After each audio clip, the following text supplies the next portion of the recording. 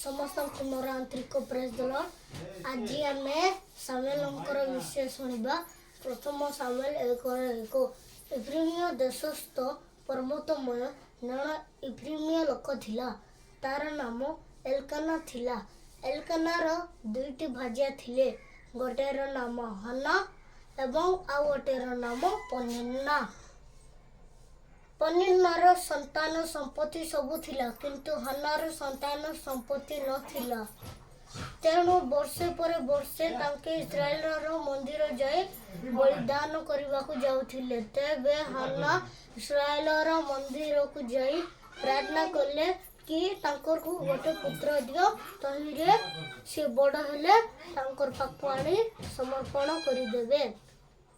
ସାମୁଏଲ ବଡ଼ ହେଲା। ତାପରେ ତାଙ୍କେ ଶିଲୋହ ଗଲେ।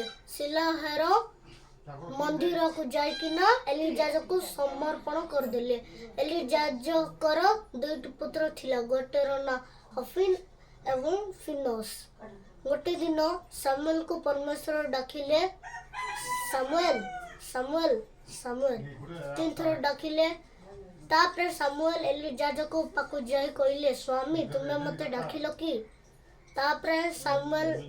ତାପରେ ଏଲି ଯାଜକ କହିଲେ ସାମୁଏଲକୁ, ଆଉ ଗୋଟେ ଥର ସେ ଶବ୍ଦ ଶୁଣାଯିବ ବୋଲେ, ହେ ପ୍ରଭୁ ତୁମର ଦାସ ଶୁଣୁଅଛି।